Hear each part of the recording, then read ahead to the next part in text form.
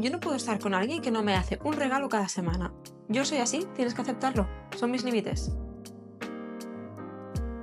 Cuando coges una situación y la llevas al extremo, como lo que acabo de hacer yo, te das cuenta de que en realidad no lo has entendido bien. Hoy en día se habla mucho de límites, de cómo poner límites, de cuidar tu salud mental, cuidar tu paz y todas estas cosas que son prácticas muy buenas y muy beneficiosas para ti, pero que también tienes que saber entender de qué estás hablando cuando estás diciendo voy a poner mis límites, estos son mis límites. Porque nuestras amigas, las redes sociales, son muy dadas a coger un concepto y llevarlo poco a poco derivando hacia unos derroteros que suelen acabar teniendo la función de proteger tu propio ego. Vamos a hablar de los límites, de cuándo son límites y cuándo no son límites. Porque hoy quiero dejar claro que no, los límites no son lo que tú te piensas.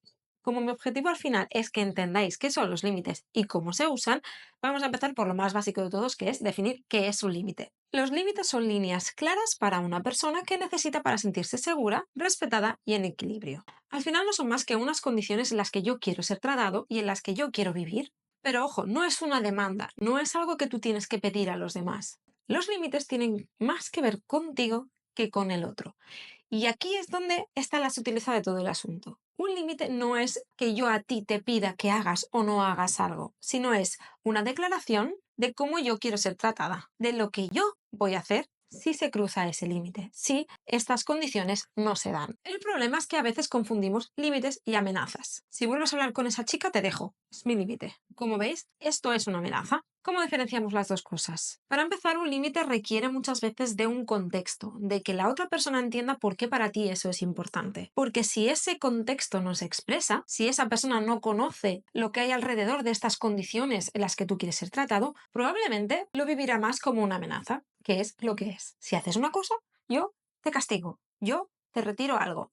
¿Sí? Es una diferencia sutil, pero sumamente importante. ¿En qué nos podemos fijar cuando estamos hablando de límites para entender si realmente estoy poniendo unos límites o estoy siendo egoísta o estoy castigando a la otra persona o incluso para manipular y obtener al final lo que yo quiero? Pensemos en la función de los límites. Las funciones básicas de un límite son las de proteger. Entonces, cuando nosotros estemos dándole vueltas a una cosa que ha pasado o algo que podría pasar y pensar, creo que esto para mí es un límite, nos tenemos que preguntar qué es lo que estoy protegiendo con ese límite, qué es lo que quiero proteger. ¿Quiero proteger mi autoestima? ¿Quiero proteger mi tiempo?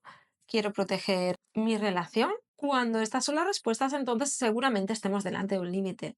Pero si la respuesta a esa pregunta es porque sí, o porque lo digo yo, o porque yo quiero esto, entonces tal vez no estemos delante de un límite legítimo, sino que estemos delante de un capricho, una evitación de responsabilidades o de consecuencias de nuestros propios actos, o una evitación de una conversación más profunda y más intensa en la cual tal vez tengamos que enfrentar cosas que no nos gustan. De nosotros mismos probablemente, porque es mucho más fácil enfrentar las cosas que no nos gustan en los demás que en nosotros mismos.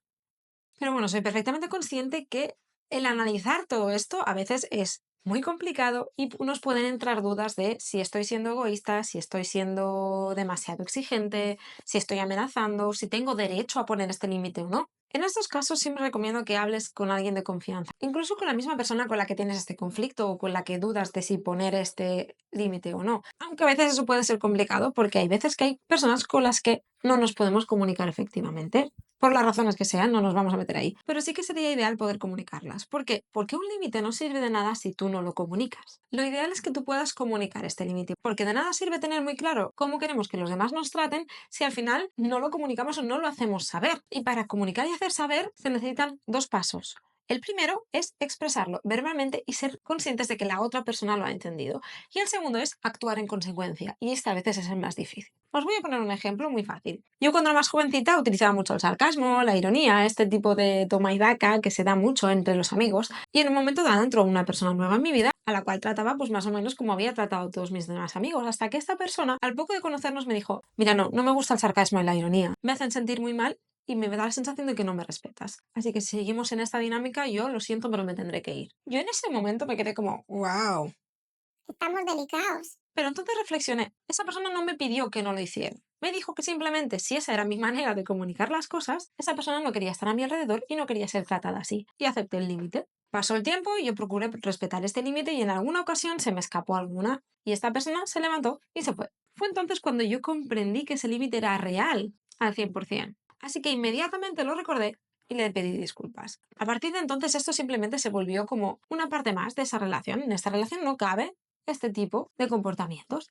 ¿Y sabéis qué? Se convirtió en una relación súper sana, súper agradable y muy cómoda. Y este es el poder de los límites. Hay veces que nos da miedo comunicar estas cosas porque pensamos que van a pensar que no los queremos o que vamos a alejar a las personas de nosotros, simplemente porque están acostumbrados a actuar de una manera con nosotros y a que nosotros lo aceptemos. Por eso tenemos que tener muy claro cuáles son y tener un espacio y una manera de comunicarlos adecuada y tranquila. Porque si lo que pretendemos es poner los límites en un momento en que ya llevamos media hora discutiendo, pues no nos van a tomar en serio y además no lo vamos a comunicar de una manera efectiva. ¿Y sabéis qué? Va a sonar precisamente a una amenaza, que es lo que no queremos que sea. ¿Queréis saber una cosa? Al final, yo con esta persona puedo hacer sarcasmos y puedo ser un poco irónica de vez en cuando y no pasa nada. ¿Por qué? Pues porque ese límite fue rígido cuando tenía que serlo y flexible cuando puede. Porque después de todo este tiempo, esa persona ya sabe que yo he entendido y aceptado su límite y sabe que no tiene por qué estar siempre tan en guardia. Obviamente hay límites que tienen que ser rígidos siempre. Por ejemplo, si tú me golpeas o si tú me insultas, aquí ya no hay nada más que hablar. ¿Y por qué digo eso de la flexibilidad cuando puede serlo? Pues porque los límites están para crear conexiones y crear una comunicación efectiva. Y al final, tener una relación sólida, estable, pero que tenga un poquito de margen para adaptarse a las nuevas circunstancias. Porque las relaciones evolucionan. Yo evoluciono, la otra persona también. Y hay veces que, pues lo que me molestaba tanto antes, ya no me molesta ahora. O sé que esta persona no lo hace para faltarme al respeto, ni lo hace para aprovecharse de mí. Y por tanto no tengo que proteger. Vale, y una vez abordado todo esto de lo que son los límites, vamos a hablar de lo que no son los límites. Y estoy segura que habéis visto algún vídeo de TikTok o de Instagram en el cual se dice, no tengas miedo de cortar a personas de tu vida. Si alguien amenaza tu paz, sácalo de tu vida. Es sano poner límites.